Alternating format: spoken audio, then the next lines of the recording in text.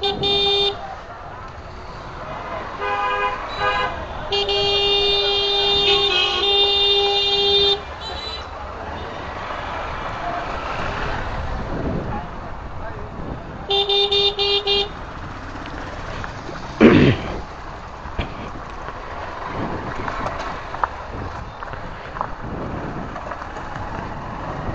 বন্ধ করলাম, বাসার উদ্দেশ্যে যাচ্ছি এখন।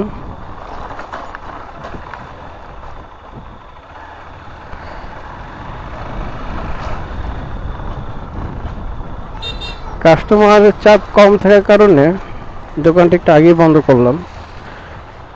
নর্মালি দোকান বন্ধ করি 10:30 থেকে 11টার মধ্যে, সেখানে এখনো 10টা বাজে নাই হয়তোবা, তার আগেই বন্ধ করছি। তো তেল কম আছে বাইকে, যার জন্য 1 লিটার তেল ভরে নিয়ে যাই।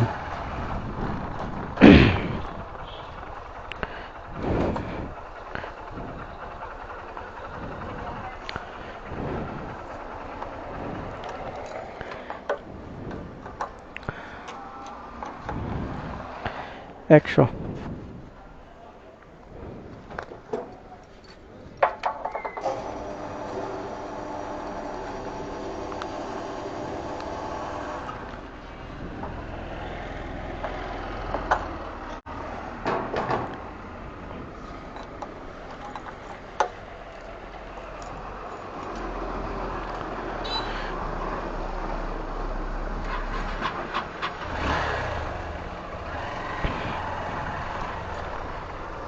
টাকার তেল ভরলাম, যেটা দিয়ে আমি অনায়াসে 2-3 দিন চলতে পারবো আর কি, যদি আমি বাইরে আপ ডাউন না করি। মানে আমি যদি বাসা থেকে শুধু দোকানে আসি আর দোকান থেকে বাসা যাই, তাহলে অনায়াসে আমি 3 দিন মানে ইজিলি মুভ করতে পারবো। এখন আমি যেখানে যাচ্ছি সেটা হচ্ছে হাইওয়ে রাস্তাতে যাবো আর কি।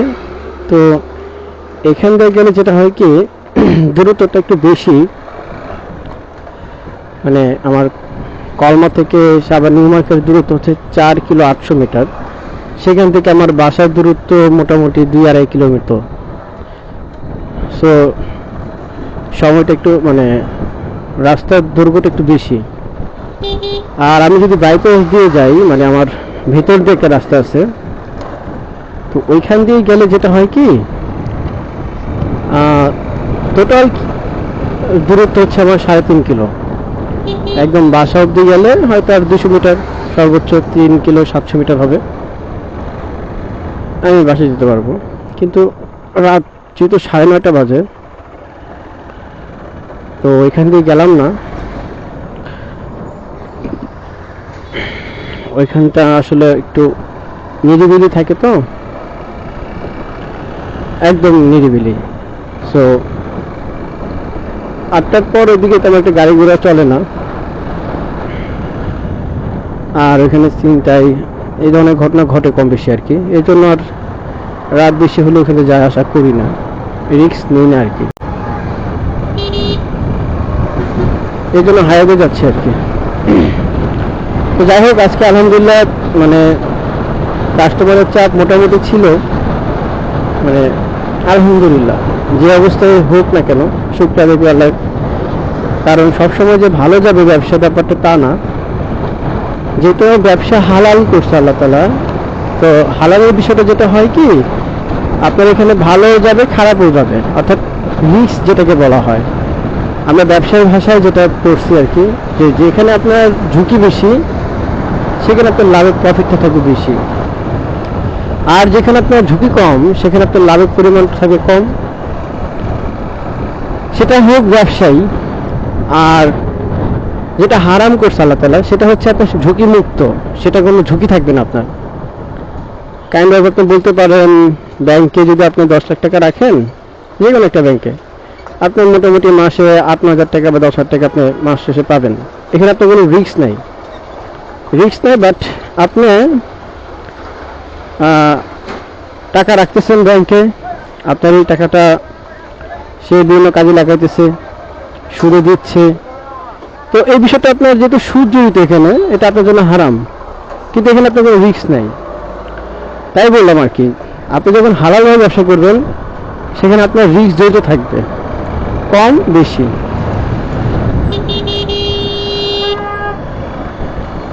আর কি। হ্যাঁ, কম হলে ঝুঁকি কম হলে আপনার লাভটাও কম থাকবে সেখানে, আর ঝুঁকি বেশি থাকলে লাভও বেশি।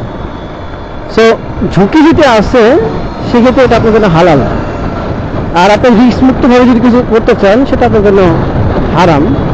সেটা আমি যে ব্যাংকের উদাহরণ দিলাম আর কি এই বিষয়ে। এখন আমরা যারা কাপড় ব্যবসা করি, রেডিমেড কাপড়ের ব্যবসা যেটা মূলত করি, তো যেটা হয় আর কি যে আমাদের সিজন ভিত্তিক ব্যবসা এটা। যেমন খাবারের কোনো সিজন নাই, সবসময় খাবার প্রয়োজন মানুষের, সবসময় খাচ্ছে, হ্যাঁ চাইতেছে এটা আর কি। তারপর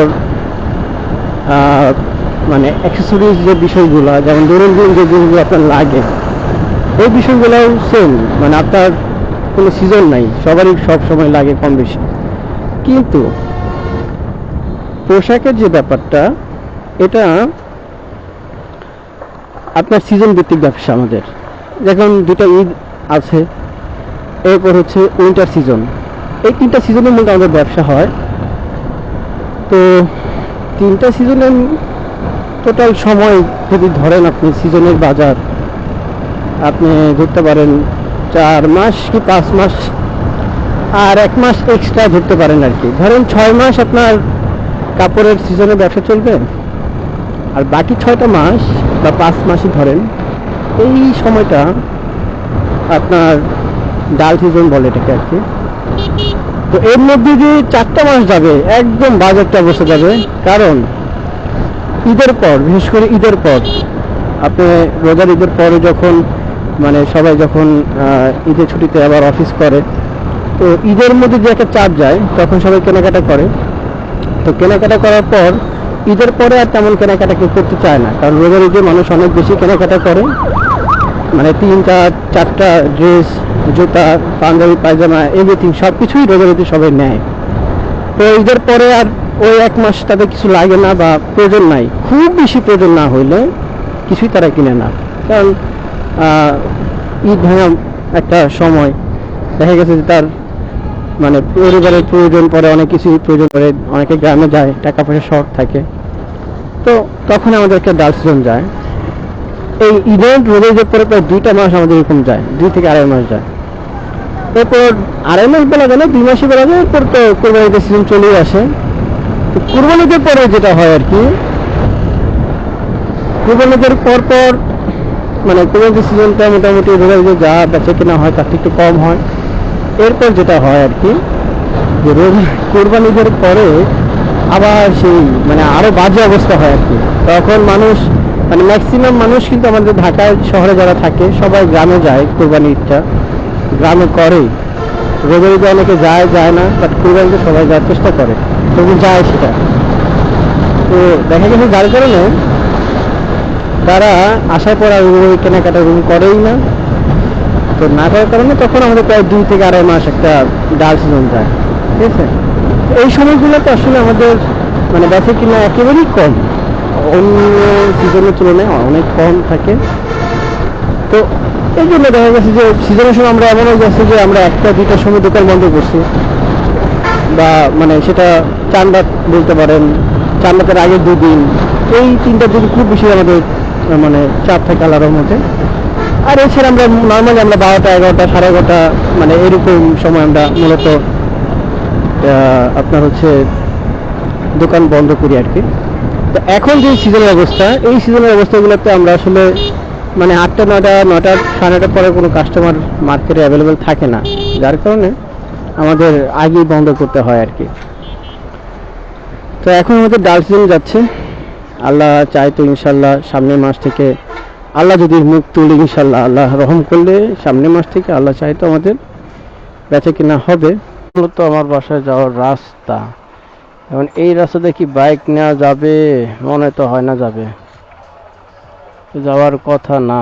বাম পাশটা যদিও হাঁটার রাস্তা হয়েছে, বাইক যাওয়ার মতো অবস্থা হয় নাই হয়তো বা। আচ্ছা, রিস্ক না নিয়ে আমার সেই অ্যাডভেঞ্চার রাস্তা দিয়ে যাওয়া আসা করি, কি আর করার।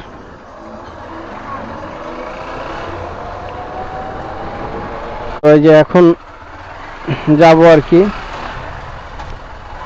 শিয়াল মামা, যদি তুমি থাকে থাকো এখনই চলে যাও, নাহলে কিন্তু খবর আছে। আমার কথা কি বুঝতে পারছো শিয়াল মামু?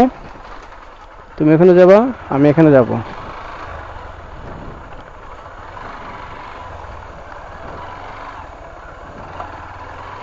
গত পরশু দিন আমি যখন এখানে যাই তখন এখানে একটা শিয়াল ছিল, আমার গাড়ির সাউন্ড শুনে ও দৌড়াচ্ছিল আর কি।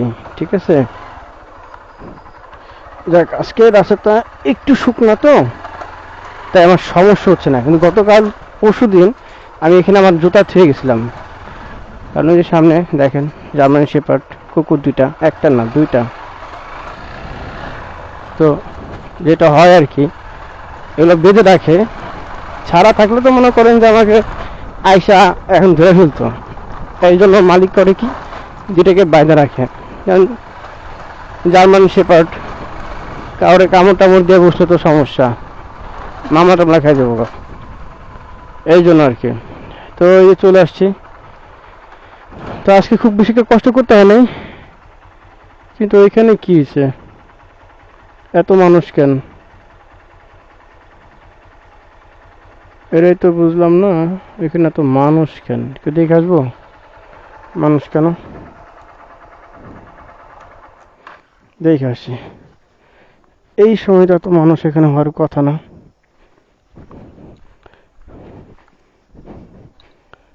মনে তো হয় কোনো ঝামেলা হয়েছে, এত মহিলা মানুষ।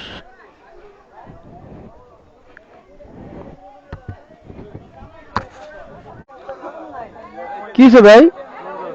হ্যাঁ, মহিলা চোর কি কারো বাসায় ঢুকছিল নাকি? পরে ধরছে? মোটামুটি 2-3 মিনিটের রাস্তা দৌড়ে। তাই এই এলাকাটা মানে আসলে মানুষজন কম হতে চোর শেষটা ভরে গেছে গা।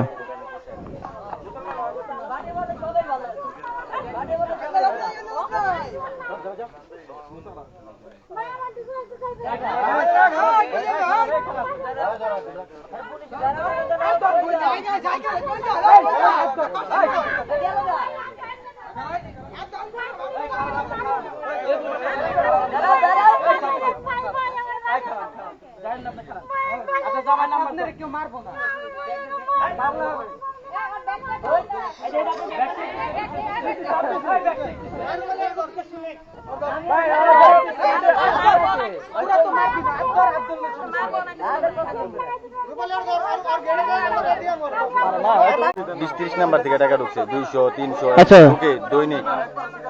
আজকেও ঢুকছে, টাকা নাই।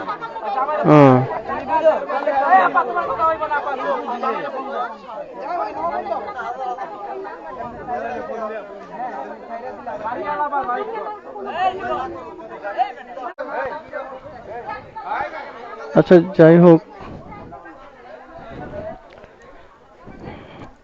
অবস্থা দেখলেনই আপনারা। মানে আসলে এলাকাটা একটু নিরিবিলি, যার কারণে যেমন যে সময়টা এখানে কোনো মানুষজন তেমন একটা থাকে না। সো হিরুঞ্চি পোলাপান এখানে একটা খারাপ আড্ডা দেয় আর কি। অবশ্যই সে হয়তো কিছু না কিছু করছে, এখন বাকিটা আল্লাহ ভালো জানে। কিন্তু এত অল্প সময়ের মধ্যে এত মানুষ জড়ো হলো কীভাবে সেটাই বুঝলাম না। এখানে তো এই সময় এত মানুষ থাকে না। যাই হোক, আল্লাহ সবাইকে হেফাজত করুক। সে যদি চোর হয়ে থাকে তবে তার হেদায়েত দিক, আর যদি সে চোর না হয় তবে যাতে সে কোনো সমস্যা না পড়ে। দিন শেষে আল্লাহর কাছে একটি দোয়া, যেন আমাদেরকে আল্লাহ ভালো রাখে, সুস্থ রাখে এবং সমস্ত সমস্যা থেকে আল্লাহ আমাদেরকে হেফাজত করুক। কারণ আপনি যত টাকা পয়সাই কামান না কেন, সুস্থ না থাকলে আপনার এই টাকা কোনো কাজে আসবে না। কারণ টাকা দিয়ে কখনো আপনি সুস্থতা কিনতে পারবেন না, আপনার রোগ হলে রোগ ভালো করতে পারবেন না, যত টাকা পয়সার মালিক হন না কেন। ভাই একটু কি ধরবেন, একটু ধরেন, দাঁড়ান। বিসমিল্লাহ।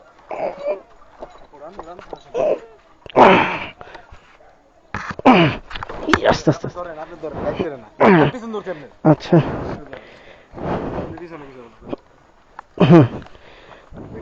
হ্যাঁ, ধন্যবাদ ভাই।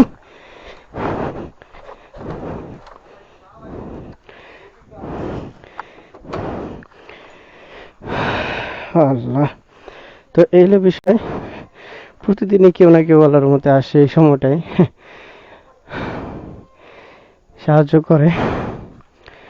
তো এখন হচ্ছে বাসায় চলে আসছি, আর একটু সামনে বাসা আমার। তো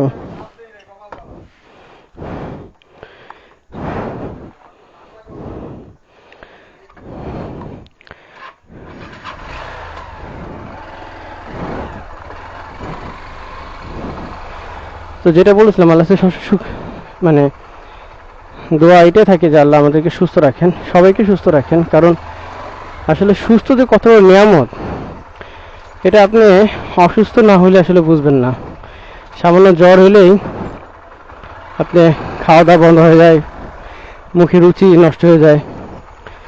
যাক, ফাইনালি চলে আসছি। আর যাক, আল্লাহ তো শুক্রিয়া যে আল্লাহ সেফলি বাসা নিয়ে আসছে। দিন শেষে সবাই অপেক্ষা করে কখন সুস্থ হয়ে বাসায় আসবো। তো সবাই ভালো থাকবেন, সুস্থ থাকবেন। আজকে এই পর্যন্তই। আল্লাহ হাফেজ।